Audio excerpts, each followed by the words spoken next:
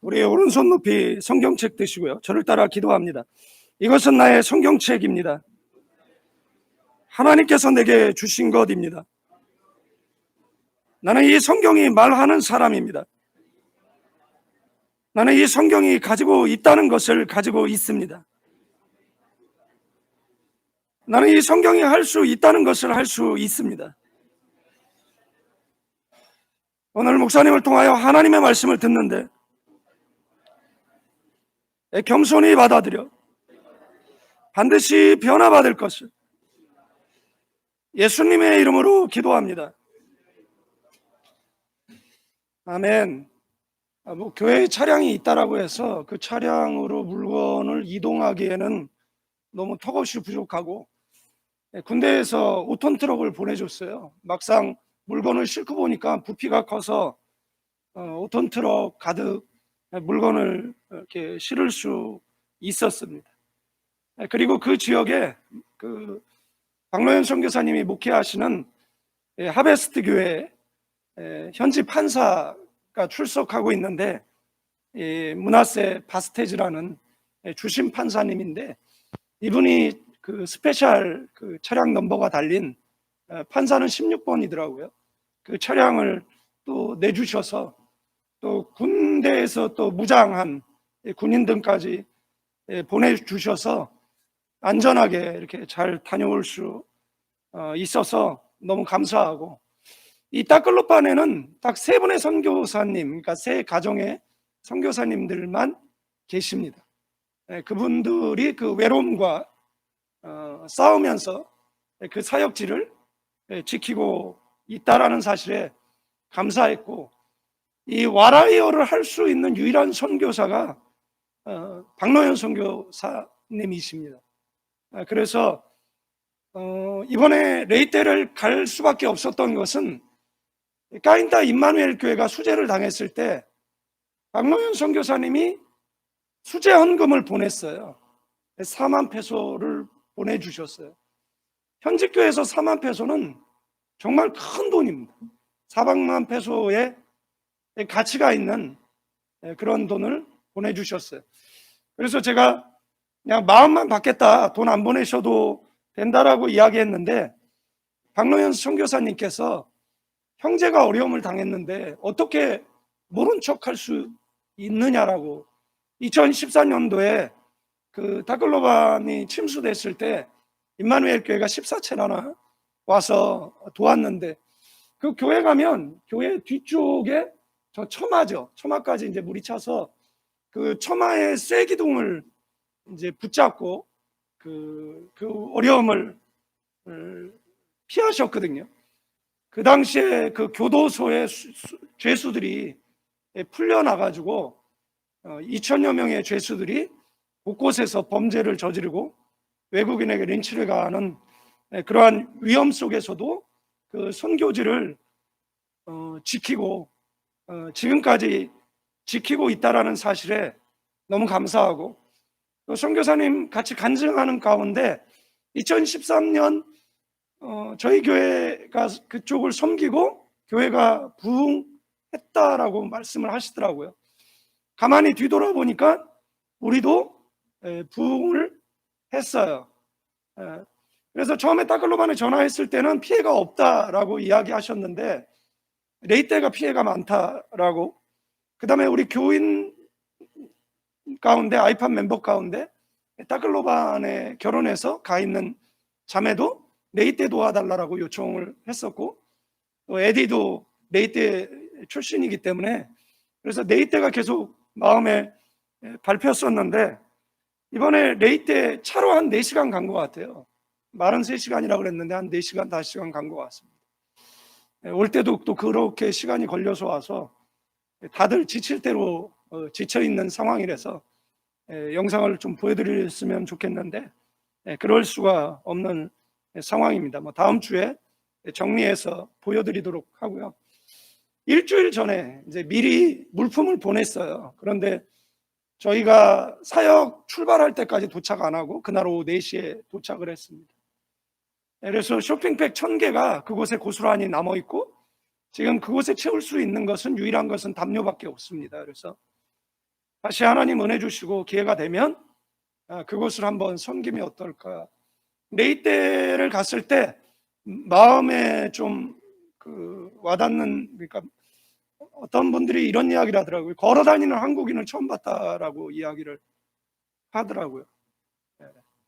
그리고 아까 전에 찬양하시는 분들이 세상 등지고 십자가 보내 뒤돌아서지 않겠네, 저렇게 찬양하시는 분들 그곳에 파송하면 얼마나 좋을까 하는, 계속 그런 찬양을 하더라고. 아무도 가지 않는 길을 가겠다라고 이야기하고, 아무도 전하지 않는 복음을 전하겠다라고 자꾸 강대상에서 그렇게 찬양하시는데, 그래서 뒤에 앉아서 세상 등지고 이제 십자가 보기로 했나 보다, 이제 파송만 하면 되겠구나, 그 생각을 했어요. 정말 들녘이 휘어져 추수 때가 되어졌는데 일꾼이 없어서 하나님께 일꾼을 보내달라라고 이야기하는, 거기 갔더니 우리 청년, 그러니까 아라우 부대 통역장교로 왔다가 그곳에 정착하고, 황대영이라고 정착하고 살고 있는 청년이 있다는 걸 뒤늦게 알았어요. 만나지는 못했지만 아라우 부대 통역장교로 왔다가 이제 그곳에 이제 현지인과 결혼해서, 그 친구도 이제 목사님 아들인데 정착을 해서 살고 있더라고요. 그래서 전화 통화만 했고 만날 수 있는 시간이 없어서 다음에 만나자고, 있는 줄 알았으면 이제 미리 연락하고 왔을 텐데 있는지를 잘 몰랐습니다. 그리고 그때 그 청년들, 그 당시에는 못 알아봤는데 나중에 이제 와서 이렇게 페이스북, 과거에 페이스북을 이렇게 넘겨보다 보니까 그때 어린아이였던 청년들이 지금 전도사가 돼 있더라고요. 사역자들이 돼 있어서 아마 휴가를 내고 그 다음에 같이 일정을 섬기는 정말 헌신된 모습에 큰 감동을 받았습니다. 이 오늘 본문의 말씀은 금식에 관한 교훈이에요. 왜 금식 안 하느냐라는 논쟁이라는 것. 왜 금식을 해야 되는 거죠? 금식하는 이유가 있을 거 아니에요. 어떤 문제를 해결하기 위해서. 그러나 이스라엘 사람들, 여기서 말하는 바리새인과 요한의 제자들은 습관적으로 금식을 하고 있었다라는 거예요. 그러니까 왜 금식을 안 하느냐가 아니라 왜 금식을 하느냐라는 거죠. 이게 금식의 무용론을 이야기하는 것이 아닙니다. 지금은 금식할 때가 아니다라고 예수님께서 말씀하고 계시는 것을 발견하게 되어진다라는 거예요. 내가 금식하고 있다라고 해서 다른 사람 금식 안 하는 것을 비난할 필요는 없어요. 내가 구제한다라고 해서 다른 사람 왜 구제 안 하냐고 비난할 필요 없습니다. 내가 교회를 출석한다고 해서 다른 사람 직분자들이 안 나온다고 해서 그들을 비난할 필요는 없습니다. 내가 새벽 기도에 나온다고 해서, 내가 11조를 한다라고 해서 안 하는 사람을 비난한다라면 그것은 복이 되지 못한다라고 성경은 마치 우리에게 말씀해 주고 있는 것 같습니다. 금식을 하는 이유는 메시아가 빨리 와서 이 로마의 식민 지배로부터 해방시켜 주기 원하는 간절한 마음에서 금식을 하고 있는 거예요. 그런데 메시아가 왔어요. 그러니까 그들은 메시아를 환영하고 메시아를 영접해야 되는 겁니다. 그분이 예수님인 겁니다. 그래서 18, 20절에 보면 요한의 제자들과 바리새인들이 금식하고 있는지라, 사람들이 예수님께 와서 말하되 요한의 제자들과 바리새인들의 제자들은 금식하는데 어찌하여 당신의 제자들은 금식하지 아니하나이까? 예수님께서 그들에게 이르시되 혼인집 손님들이 신랑과 함께 있을 때 금식할 수 있느냐? 여기서 말하는 신랑은 예수님을 이야기하는 거죠. 손님은 백성을 이야기하는 겁니다. 신랑과 함께 있는 동안에 금식할 수 없다라는 겁니다. 그러나 신랑을 빼앗길 날이 올 것이라는 거예요. 그러면 그때 금식을 해야 된다라고 예수님 말씀하고 있는 것을 보게 되어진다라는 겁니다. 신랑을 빼앗기는 날이 언제죠? 예수님께서 유다에 의해서 팔려서 모진 고문을 받고 그리고 십자가를 지고 직가라는 길을 타고 올라가 골고다에, 그리고 그곳에서 양손과 양발에 못이 박히고 잘 훈련된 로마 군병의 창에 의해서 옆구리가 찔려 심장까지 간통하는, 그래서 결국은 예수님은 죽음을 맞이하게 되어지는, 이것을 가리켜서 성경은 이 신랑을 빼앗길 때가 되면 금식을 할 수밖에 없다라는 겁니다. 그러니까 금식이 필요하지 않다라는 게 아니에요. 여기서 말하고 있는 것은 금식할 때가 있고 금식을 하지 말아야 할 때가 있다라는 겁니다. 예수님께 어떤 아버지가 귀신 들린 아들을, 예수님 변화산에 올라가시고 베드로, 야고보, 요한을 데리고 이제 9 제자가 남아있는 곳으로 찾아갑니다. 그래서 제자들이 기도했는데 낫지를 않는 거예요. 그래서 예수님이 이제 멀리서 내려오는데 그것을 보고 예수님께 달려가서 자초지종을 이야기하고 당신도 할 수 있으면 해보라 하고 이야기를 합니다. 그때 예수님께서 할 수 없거든이 무슨 말이냐라고, 믿는 자에게 능치 못할 일이 없다라고 말씀하시고 이 청년의 귀신 들림을 고쳐줍니다. 귀신 들림이라는 것은 어떤 영적인 존재가 우리 속에 들어왔다라는 거예요. 그래서 그것을 쫓아내면 되는 거예요. 정신이 돌았다라는 것은 어떤 충격적인 사건이라든지 이런 것에 의해서 좀 정신이 잘못했으니까 이게 바로 잡으면 되는 겁니다. 귀신 들린 사람을 정신병원에 데리고 가고 정신병에 걸린 사람을 축사하다 보면 부작용이 발생할 수 있다라는 겁니다. 그러니까 저희는 어렸을 때, 그러니까 이 교육자 생활할 때 교회 내에 그런 일들이 많았어요. 그래서 그 실천 신학을 배울 수 있는 기회들이 굉장히 많았습니다.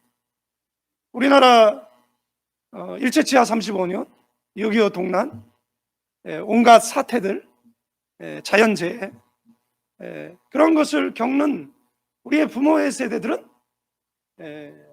온전한 정신으로 인생을 살아가기가 참 힘들었습니다.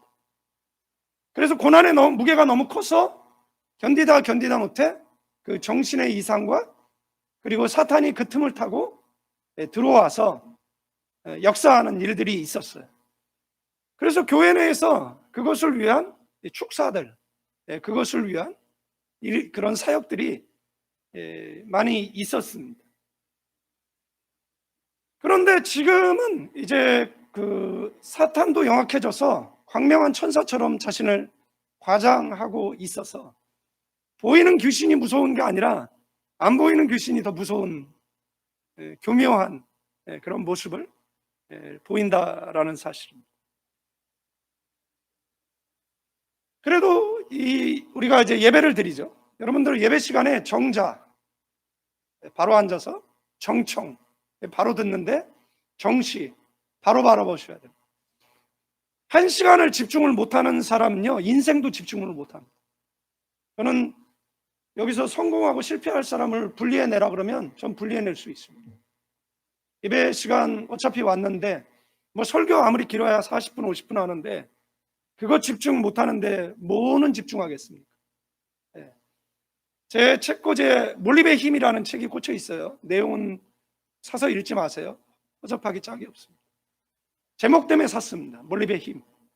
몰입에서 뭐가 나온다고요? 힘이 나옵니다. 블랙드루, 믿음으로 돌파하라. 어떻게 돌파할 수 있죠? 집중하면 돌파할 수 있습니다. 그러니까 인생 성공 실패에 있어서 집중력은 굉장히 중요합니다. 예수님께서는 겟세마네 동산에 오르셔서 죽을 때까지 뭐 했습니까? 번민하셨어요. 땀방울이 핏방울 되도록 번민하셨습니다. 무슨 말이냐면 집중하셨다는 겁니다. 그리고 예수님은 기도를 마치고 그 자리를 박차고 일어나서 십자가를 향해 걸어가셨다라는 사실입니다.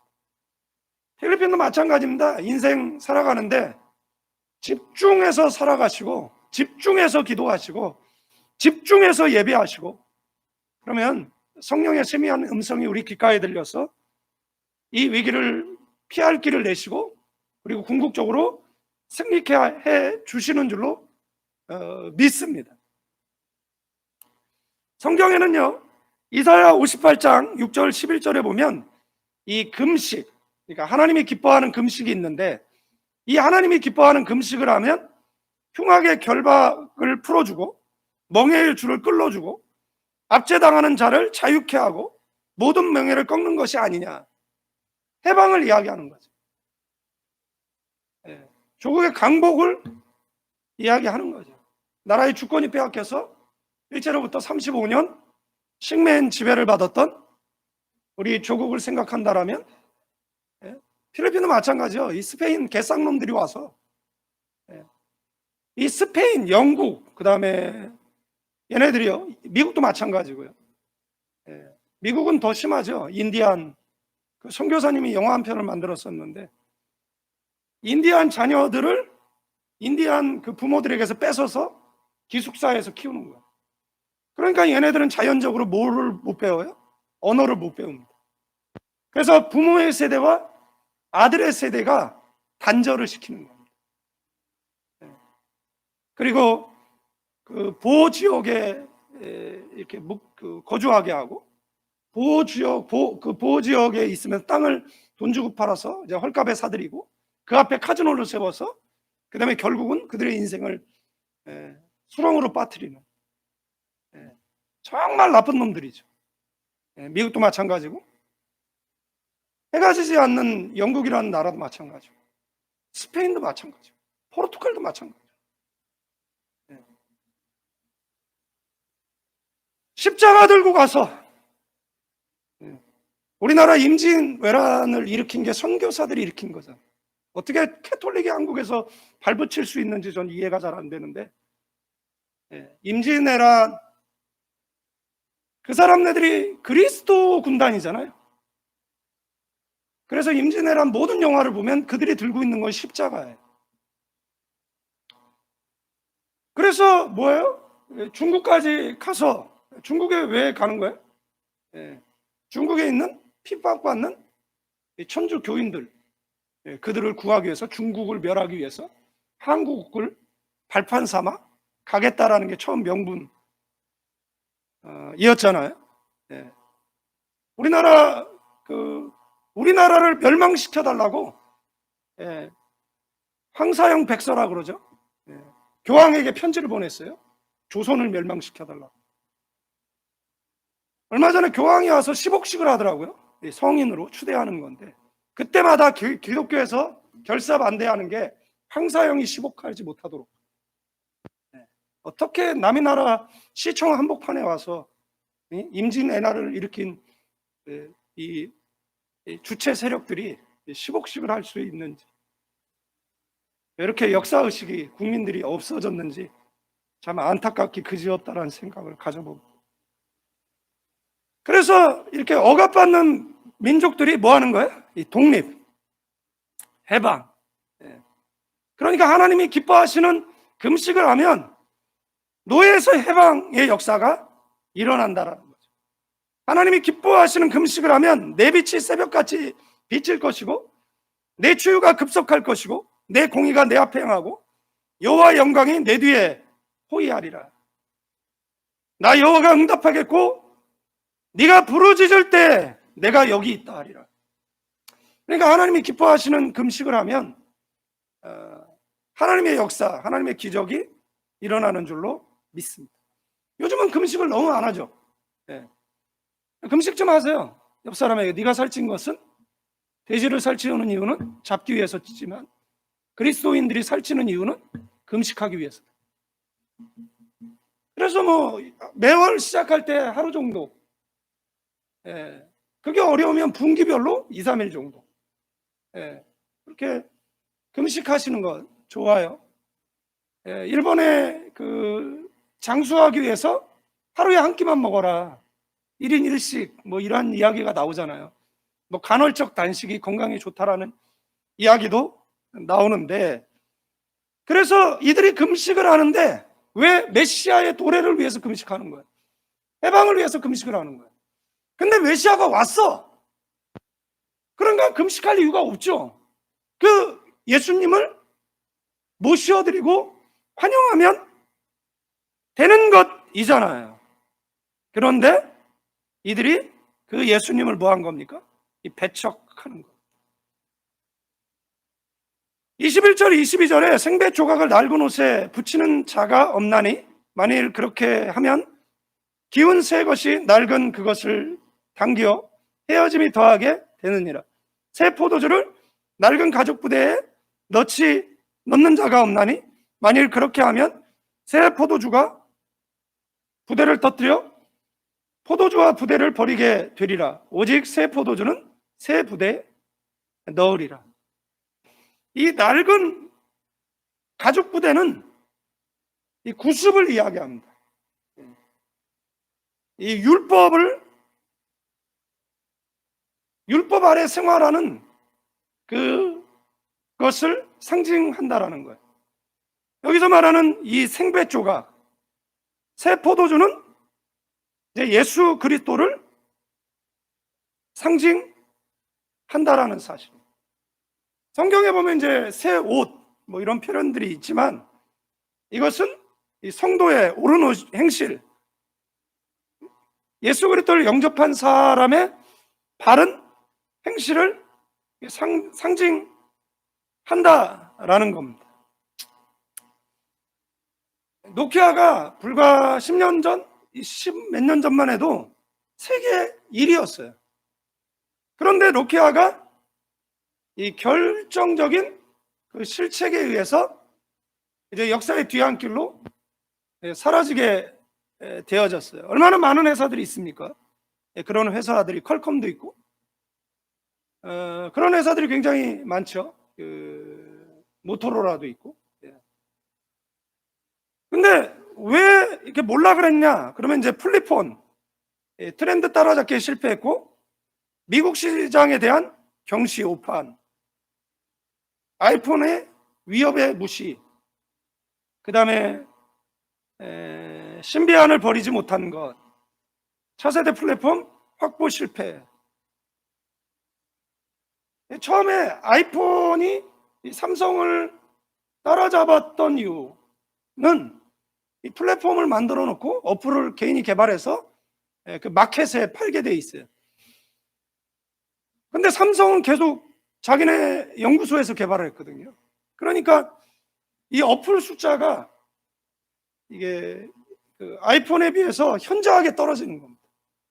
이때 이제 격차가 확 벌어지고 이제 이것을 따라잡기가 이제 어려워졌지만 그럼에도 불구하고 그 혁신적인 그 기술에 의해서 지금 세계 핸드폰 시장 1, 2위를 다투고 있습니다.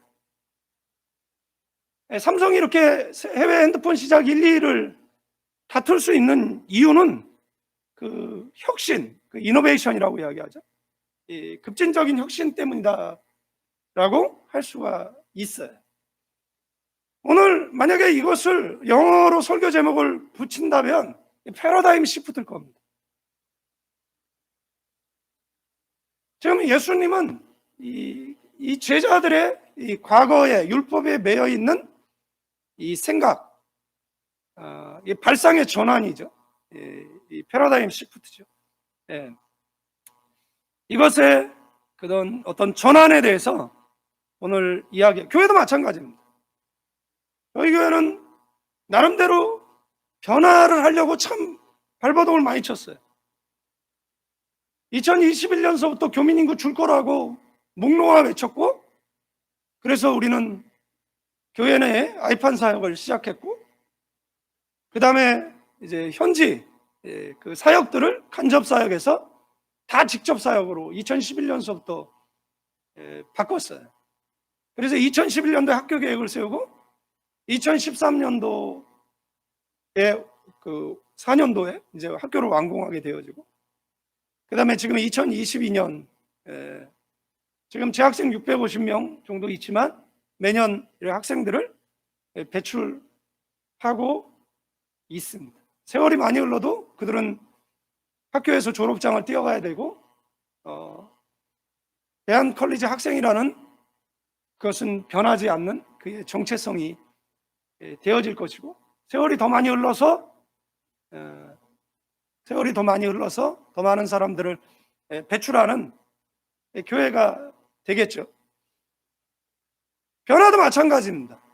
여행사도 하시는 분들 많이 계신데 죄송한 말이지만 제가 2011년서부터 여행사 사양길이라 할 것이라고. 왜 그러냐면 미국 보면 돼요. 미국의 여행사가 사양길이잖아. 그 다음에 일본 따라가잖아요. 과거에 이제 대형 나이트 클럽이 미국에서 다 끝났잖아요. 그 다음에 일본에 가서 다 끝났잖아요. 한국의 대형 나이트 클럽이 다 끝났잖아요. 그런데도 요즘은 이제 조그만 이렇게 클럽, 제방만한 그런 클럽에 애들이 가지, 옛날에 무슨 운동장만한 나이트 클럽을 누가 갑니까? 그러니까 미국을 보면 일본이 보이고, 일본을 보면 한국이 보이잖아요. 그러니까 변화를 하지 않으려고 하면 도태될 수밖에 없다라는 것. 변화를 해야 돼요. 교회도 혁신을 이루어내야 돼요. 예배 스타일도 더 많은 사람이 올 수 있다라면 바꿔야 돼요. 더 많은 사람들이 교회를 가까이 할 수 있도록 교회가 뭐 해야 되는 거예요? 패러다임 시프트를 해야 돼요. 발상의 전환을 해야 되고, 그런 변화를 해야 돼요. 저희 세대는 올드한 세대지만 지금은 이 방송으로 이제 지금 저희 이 시스템이 완벽하게 구축이 안 돼 있고 전문 지식이 없어서 계속해서 방송 사고가 나고, 한국에서 온라인 보는 사람들은 시험 들어서 안 본대요. 어느 날은 제 시간에 온라인 온돼 있지도 않고. 그래서 어쩔 수 없이 교육을 하는 거예요. 이제는 여러분들도 이제 1인 기업 체계, 유튜버 많이 하잖아요. 자, 이게 변화라는 거예요. 그런 시대를 살아가고 있어요. 과거에는 동성애가 죄다라고 이야기했는데 굳이 이야기하지 마. 그잖아요? 교회에서 굳이 말하지 마. 그러면은 동성애 하는 사람들이 교회에 어떻게 와? 그냥 그 사람도 하나님의 은혜가 필요한 사람이다라고 얘기하면 되죠. 그리고 하나님의 은혜가 그 속에 들어가면 그가 변화되어지겠죠. 그런데 교회가 어떻게 하는 겁니까? 교회가 그들을 못 오게 하는 거예요. 그러니까 지금 젊은 세대가 교회에 가겠습니까? 교회를 안 가죠. 동성애는 죄다. 하나님은 남성과 여성만 창조하셨고 제3의 성을 창조하지 않았다. 옆 사람에게 누가 몰라? 옳은 말이 틀린 말이에요. 다 알아. 그렇지만 다 환영하고, 다만 위에서 기도해주면 하나님께서 그 정체성을 찾겠지. 그죠? 찾도록 해줄 거라고 믿어 의심하지 않습니다. 동성애 하시다가 목사님이 되신 목사님이 있어요.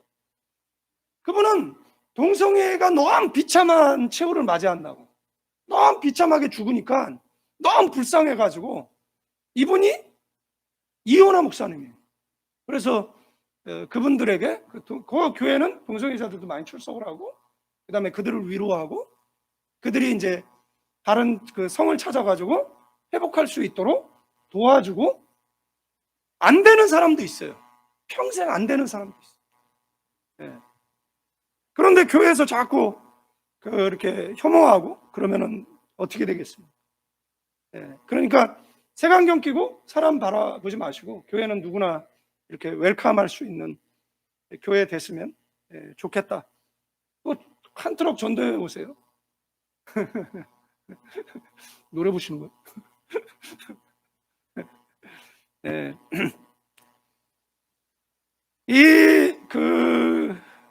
이 성경의 예수님의 예화를 보면 예수님은 참 서민적이셨다라는 거예요.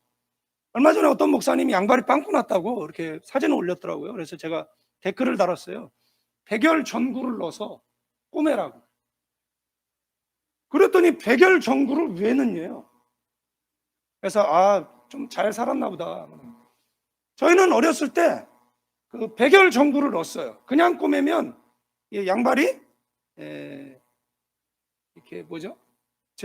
땡겨요. 그러니까는 이 백열전구를 넣어서 양발을 꼬맸어요. 체육복은 이렇게 많이 달아지잖아요. 그래서 팔꿈치나 이 무릎 거기에다가 이제 천을 대서, 어머니가 이제 바느질 솜씨가 좋은 분들은 그래도 그게 패션이야. 근데 바느질 솜씨가 정말 안 좋은 분들은 정말 가난의 상징이죠. 예. 이불도 이렇게 천 조각을 모아가지고 이렇게 천을 연결해서, 그 다음에 이불도 이렇게 허창이 찢어지면 또 그 다른 천 조각을 대서, 옛날에는 뭐 운동화라든지 뭐 구두라 낡아지면 이제 꼬매서 신었지만 요즘은 웬만하면 다 버리잖아요. 요즘은 뭐 양발도 꼬매 신지 않죠. 양발도 꼬매 신지 않고 버리는데, 그 염소 가죽, 그러니까는 염소의 목을 치고요. 그 다음에 그 안을 파내서, 그 다음에 이 가죽 부대로 여기다가 포도주나 이제 물을 담아서 오래 사용을 하죠. 그런데 이제 여기에다가 발효되지 않은 포도주를 넣으면 이게 그 더운 지방을 오가는 사이에 발효가 일어나서 뭐 하는 거예요? 이 가죽의 그 유연성이 사라졌기 때문에 이게 터지는 일들이 이제 비일비재하게 이제 벌어지는 것이죠. 그러니까 이것을 통해서 예수님께서 설명하신 거예요. 새 옷은 새 천으로 깃고 새 포도주는 새 부대에 담으라는 말씀을 하고 계시는 겁니다. 만약에 그렇지 않으면, 발효되지 않은 걸 넣어서 터지면 어떻게 되겠습니까? 버리잖아요. 그것도 버리고 다 버리는 겁니다. 예수님은 이것을 통해서 이 발상의 전환을 우리에게 가르쳐 주고 있는 겁니다. 전통적인 교회는 어떤 교회죠? 교회를 살찌우죠. 제가 그 한국 교회에 대한 분노가 많은 사람 중에 하나인데, 한국 교회가 뭐 이렇게 주보에 선교사, 이렇게 파송 선교사 이렇게 이름 많이 써 있더라고. 그래서 물어봐요. 얼마를 후원해 주는데 파송이에요? 이렇게 물으면, 많이 해주면 1,000불, 적게 해주면 10만 원? 10만 원. 10만 원. 10만 원 가지고 선교지에서 살아갈 수 있어요? 살아갈 수 있습니까? 여기 뭐 현지 교우들 콜센터 다녀도 7만 받던데. 아세요? 이 인컴을? 물가를 좀 아세요? 원래 선교사 파송할 때 맥지수, 맥도날드의 빅맥 세트가 얼마냐, 그걸로 선교비를 책정하는 거예요. 그러면 이게 선교비냐 생활비냐? 그러면 이제 생활비 따로 선교비 따로죠. 그래서 저희는 뭐 파송 선교사님들이 계시지만 저희는 2차 파송입니다. 1차는 한국에서 파송한 분. 근데 파송한 게 너무 적어. 30만 원, 뭐 50만 원. 그러니까 저희가 4만 페소를 지원해서 어느 것을 생활비로 하고 어느 것을 선교비로 할지는 본인들이 정해서, 그러나 그 돈 가지고 다 생활할 수 있을까요? 그렇게 생활할 수 있으려면 우선 집을 사줘야 됩니다. 비자 문제 해결해 줘야 됩니다. 어떤 목사님이 연락이 왔어요, 갑자기. 은퇴 비자 신청을 했대. 나는 한국에 있는지도 몰랐어. 은퇴 비자 신청을 했대. 그러시냐고. 답은 안 했어. 은퇴 비자 신청한 거 나 무슨 상관이야. 들어오게 해달라고. 기도해달라고, 뭐 그런 거였던 것 같아. 우리 교회 여행사 하시는 그쪽으로 했나 보죠. 그러니까 나보러 잘 나오도록 이렇게 푸시하라는 뭐 이런 건가? 잘 나오게 해주세요. 제가 누구라고 얘기는 안 했죠. 요즘 나오나요, 피자가? 안 나오는 것 같은데. 피자 나오나요? 몇 개월 있으면 뭐 나오겠죠. 계속 정책이 바뀌어요. 정책이 계속.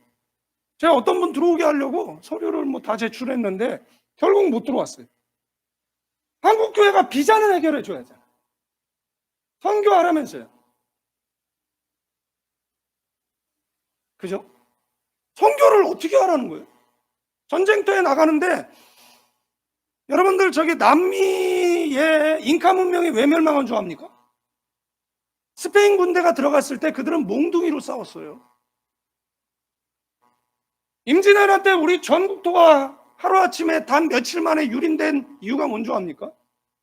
그들 총 쏘는데 예? 신부들이 군사훈련 시켜가지고 예? 신부들이 군사훈련 시켜서 십자가 깃발 들고 우리 조국을 유린한 거잖아요. 그래서 모든 임진왜란 영화 보면 그들이 들고 있는 게 다 십자가입니다.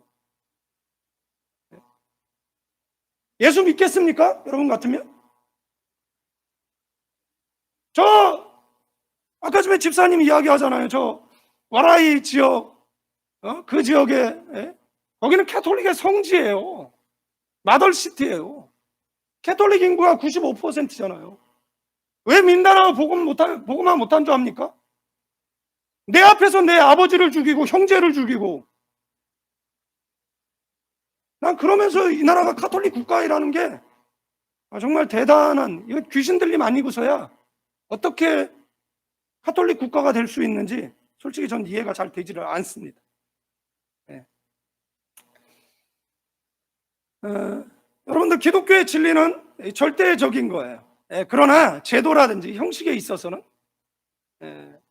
자유주의 선을 넘지 않는 범위 내에서는 뭐가 필요하죠? 변화가 필요합니다. 뭐 전통적인 예배 방식은 뭐 찬송하고 교동문 낭독하고 뭐 주기도문하고 마치고 주기도문송하고 뭐 축도하고 이런 순서들이 있죠. 그러나 저희가 이 청년이라든지 아니면은 현재 교우들이라든지 수용하기 위해서 예배의 형식을 조금 이제 변화를 준 거죠. 근데 이거를 또 이렇게 하면 안 된다라고 주장하는 사람들도 있어요. 주장하는 분들도 있다라는 겁니다. 오늘 이 성경이 세술은 세부대에 담으라 하는 것은 예수를 믿어서 구원받은 저와 여러분들이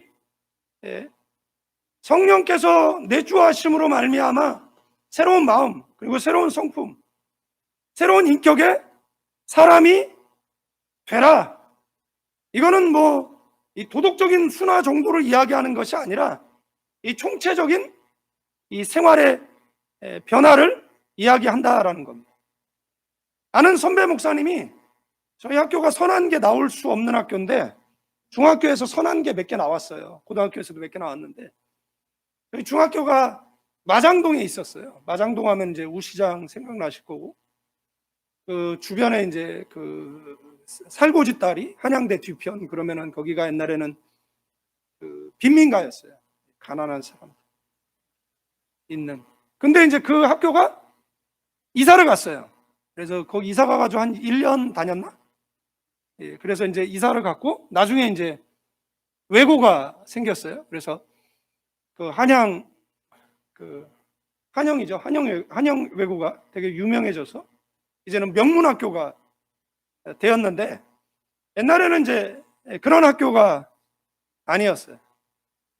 근데 거기서 이제 목사님이 여러 명 나왔어요. 저도 목사가 됐고. 근데 이제 그 중에 한 목사님이 이제 옛날에는 그 아버지 교회를 이렇게 세습이라는 말을 쓰지 않았어요. 그죠? 고용승계라며요. 노조 애들이 고용승계라 그러대. 자기네들은 승계라고 이야기하면서 교회는 세습이래. 뭐 경영승계 뭐 이렇게 하잖아요. 경영세습이라고 요즘 쓰는 말인데 옛날에는 그냥 계승한다 그랬어요. 아버지의 그 길을 개성한다. 그래서 교회에서 이제 반대가 있었는데 청빙이 돼요. 그래서 이제 설교하기 위해 강단 위에 올라갔는데 이제 편지 한 장이 이 강대상 위에 놓여 있는 거. 그 내용은 뭐냐면 네가 우리 교회 목사란다고? 그 친구들이 쓴 거예요. 그러니까 같이 유학하던 애들이 이제 교회에 안수 집사, 이제 집사들이 되어져 있는 거예요. 근데 유학 시작을 할 때 나는 너의 지난날 과거를 안다 뭐 이런 거겠죠. 얼마나 당황스러웠을까요? 이 목사님이 이걸 다 읽었어요. 아버지는 2,000명 넘는 교회를 하는 것이 비전이었는데 그 아버지 목회할 때 2,000명을 넘지 못했습니다. 그런데 그 어려운 교회를 이제 맡게 되는 거예요. 그래서 이제 이 내용은 이제 입에 담지 못할 욕들로 가득한 내용들입니다. 다 읽습니다. 그리고 이렇게 선언합니다. 여기 나와 있는 목사는 죽었습니다. 저는 이 목사가 아닙니다. 그리고 그분은 정말 믿음으로 교회를 키워냈습니다. 그래서 지금은 10,000명이 넘는 교회로 성장을 했고, 그거는 육신적인 아픔이 있어서 오히려 그때 반대했던 그 친구들, 안수 집사들, 그 서리 집사들이 오히려 그분을 전적으로 지지하고 도와주고, 그래서 오히려 더 교회가 발전하고 성장하는 모습을 보게 되어진다라는 사실. 성경은 이 새술은 새 포도주에 담아라, 에베소 4장 22, 24절 말씀처럼 유혹의 욕심을 따라 썩어져가는 구습을 따르는 옛사람을 벗어버리고 오직 너희의 심령이 새롭게 되어 하나님을 따라 의와 진리의 거룩함으로 지으심 받은 새 사람을 이루어라. 그런즉 거짓을 버리고 각각 그 이웃과 더불어 참된 것을 말하라. 이는 우리가 서로 지체가 됨이니라. 새 술을, 새 포도주를 새 부대에 담는다라는 의미는 이 심령의 변화, 그 예수 믿는 사람이 성령 받은 증거, 뭐 주님을 주로 고백하는 것도 있겠지만 변화예요. 어떤 변화냐면 좋은 쪽으로 변화해요. 저도 예수님을 믿고, 저희 어머니가 호남분인데 욕 얼마 잘하는데 욕대 나가면 우리 어머니가 1등 할 거, 예? 전 진짜 세상에 듣도 보도 못한 욕을 다 들어봤어요. 예? 내가 무슨 부모 죽이는 원수도 아닌데 우리 어머니가 나한테, 난 처음에 육시를 해서 육시가 무슨 말인가 찾아봤더니 6토막 내서 죽일 놈이더라고. 내가 그래서 어머니한테 얘기했어. 엄마, 내가 엄마한테 뭘 잘못했길래 6토막을 내서 죽여. 옌병, 그러니까 장질부사야. 그것도 옛날에 다 죽었더라고. 그러니까 그게 이제 습관이신 거죠. 이제 습관이었는데, 뭐 하여간 그렇습니다. 근데 그 어머니가 예수 믿으니까 저한테 전도사님 교회 가셔야죠. 제 시험에 들어가지고 교회를 안 가고 있는데 전도사님 임종하실 때 저희 어머니가 저한테 전도사님 교회 가셔야죠. 전도사님 그 길 가기로 했잖아요. 그러니까 6개월 동안 의식이 없었는데 의식을 차리고 그날 돌아가셨거든요. 어머니의 마지막 유언이 뭐였냐면 2가지였어요. 결혼하라는 것과 그 다음에 시험 들어서 이제 사역을 안 하고 있었는데, 안 한 지는 몇 개월 안 됐지만 그 사역으로 다시 돌아가라는 거예요. 그래서 제가 필리핀 온 거예요. 그러니까 그 막 자녀에게 험한 말 하시고 뭐 인생 박복하다고 얘기하시고 이러던 분이 이제 뭐 하는 겁니까? 언어가 바뀌어서 부족한 아들을 위해서 기도해주고, 저한테 늘 전도사님이라고 호칭하고, 그 다음에 이제 새벽에 그 교회 나가가지고 아들을 위해서 기도하고, 임종하실 때 어머니 유품을 정리하는데 헌금이 이만큼 있더라고요. 헌금. 봤더니 우리 어머니가 그 11조가 3만 원인가? 그 다음에 주정헌금이 3천 원인가? 뭐 이렇게 구역헌금, 수요예배, 뭐 금요철에 해가지고 이만큼인데 그걸 헌금하셨어요. 그래서 이제 그 금호제일교합리교회 다니셨는데 그 장강영 목사님이 이제 설교하시면서 우리 김길순 집사, 성도의 의무를 다한 집사라고 해주셔서 정말 너무 감사했죠. 그래서 나중에 장강영 목사님 이제 만나러 찾아뵀는데 이제 그 어머니 이야기 드리고 또 그때 설교하신 이야기 이제 말씀드리고, 그러니까 뭐죠? 변화. 개선이 아니라 변화. 우리가 예수 믿어가지고 개선되는 게 아니라 완전한 그 패러다임 변화. 우리 집사님 기도할 때 보면, 그죠? 현실은 어두워. 현실은 정말 지금 상황이 어렵잖아요. 우리 집사님도 지금 되게 힘든 상황이에요. 되게 힘들고 어려운 상황임에도 불구하고 지금 기도의 자리, 예배의 자리에 나와서 뭐 하는 겁니까? 네. 주님 주시는 은혜로 무장하고 이 어려움을 돌파할 수 있도록. 아멘. 아멘입니다. 그래서 세수는 세 부대에 담는다. 에스겔 36장 26절에 보면 또 새 영을 너희 속에 두고 새 마음을 너희에게 주되 너희 육신으로 굳은 마음을 제거하고 부드러운 마음을 줄 것이다. 여러분들 강팍하면 안 돼요. 강팍하면 안 됩니다. 저도 어떤 부분에 있어서 되게 강팍한데 이 마음을 부들부들하고, 부들부들. 성경에 보면 바로가 강팍하잖아요. 그런데 하나님께서 바로를 강팍하게 하셨다라고 표현되어 있는데 그게 아닙니다. 바로가 강팍한 마음을 먹으니까 하나님이 그 상태로 내버려 뒀다라는 거예요.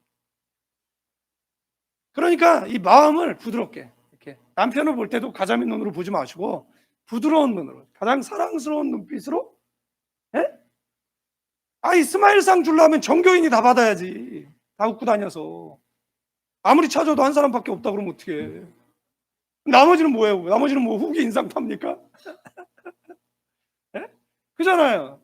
세상에 가장 좋은 화장품이 미소예요. 이렇게 웃어보세요. 박정민 집사님 웃으시고, 웃으시면 남편 돌아옵니다. 우리 신집사님 한국까지 오래돼가지고 이렇게 치아 24개 보이시고 눈은 이렇게 달덩어리처럼 이렇게 웃으시는 거예요. 교인들 만나면 이렇게 웃으시고, 그죠? 좋은 쪽으로 변화. 그게 세수를 세 부대에 담는 것이라는 겁니다. 그렇게 될 때 우리의 생활이, 예수 믿는 사람은 좌절 안 합니다. 저희 이제 학교 세울 때 학교가 정말 안 풀렸어요. 정말 막 그 땅 사는데도 몇 번 부도나고 뱅크럽 되고 변호사 노티스 받고 막 이런 가정들이 있었어요.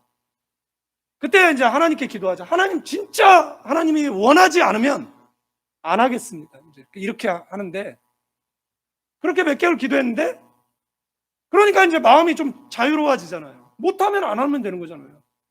저를 통해서 하기를 원치 않으시면 안 하면 되잖아요. 안 한다고 해서 제가 무슨 문제가 있습니까? 없죠. 없죠. 근데 못할 것 같은데 자꾸 강팍한 마음이 드는 거예요. 무슨 마음이 드냐면, 아니 어떤 사람은 인생도 잘 술술술 잘 풀리는데 나는 이게 뭐냐고. 이게 산 넘으면 강 만나, 강 건너면 사막 만나고.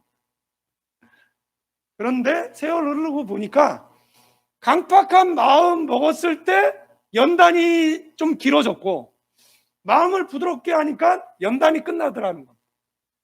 그러니까 옆 사람에게 인사하는 거야. 너 그렇게 인상 쓰다가 연단 받는다. 그러니까 치아 24개 보이시고 뭐 하는 거예요? 웃는 거예요. 이겨낼 줄로 믿습니다. 승리할 줄로 믿습니다. 하나님 함께 하셔서 승리하는 저와 여러분들 되어질 줄로 믿습니다. 2022년이 밝았습니다. 이제 새로운 은혜를 새 부대에 담기 위해서 우리의 마음을 정리하고, 그죠? 죄악은 회개하고, 강팍한 마음은 땅을 기경하듯이. 돌짝밭에 어떻게 곡식이 자랄 수 있습니까? 가시떨기밭에 어떻게 나무가 자랄 수 있습니까? 염려와 걱정이 기운을 막아서 결국은 못 자라게 하는 거잖아요. 길가밭에 심겨진 말씀이 어떻게 자라겠습니까? 그러니까 그렇게 하기 위해서는 우리의 마음을, 우리 속에 있는 그 돌, 그죠? 돌. 누구랑 얘기하는데 뭐 형제가 많다고 그러더라고요. 왜 이렇게 많아? 그랬더니 엄마가 둘이래. 그래, 좋겠네. 엄마가 둘이래서. 많으면 좋은 거야. 그잖아요. 그것 때문에 괜히 너 방황하고, 너 그것 때문에 그런 시간 낭비하지 마. 그게 엄마 인생이 그렇게 됐으면 너는 똑바로 살면 돼. 그랬더니 굉장히 어이없어 하더라고요. 예, 굉장히 어이없어 해도 여러분들이 정말 심각하다고 생각하는 거 안 심각할 수 있어. 예? 그잖아요. 예. 그러니까 마음을 부드럽게 하고 안 죽어. 옆 사람에게 안 죽어. 예?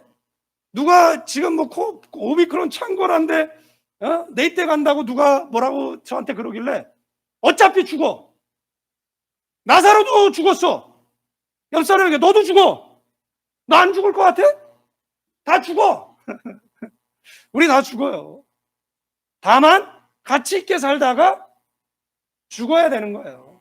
가치 있게 살다가 하늘나라에서 다시 깨어나면 되죠. 뭐 교회는 안전 안 하고 뭐 밖에는 안전해? 다 안전 안 해.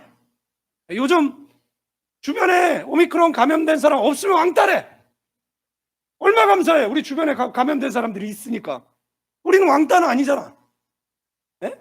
그런데 또 교회에서 감염된 건 아니야.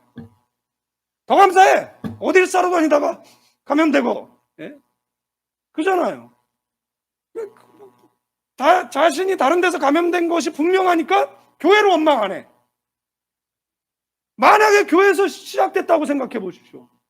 그러면 원망하겠죠. 그게 신앙인 겁니다. 얄팍한. 그러면 안 돼. 세상은 다 지뢰밭이에요. 네? 김칠종필 목사가 아파가지고 문자 왔더라고요. 절대 기침하는 사람 옆에 가지 말래. 아유, 한영호 장로님 계속 기침하시고, 박노현 선교사님 계속 기침하시고, 또 한 장로님이랑 지금 같은 방을 썼는데, 네? 기침하시잖아요. 네? 그러니까는 뭐 기침을 안 하는 것도 이상해. 네, 기침을 안 하는 거. 네. 깜짝 놀랐어요. 내 때요 6개월이 우기예요. 하루에요 비가 내렸다 거쳤다 내렸다 거쳤다를 10번을 반복해요. 우리 있을 때만 10번이에요.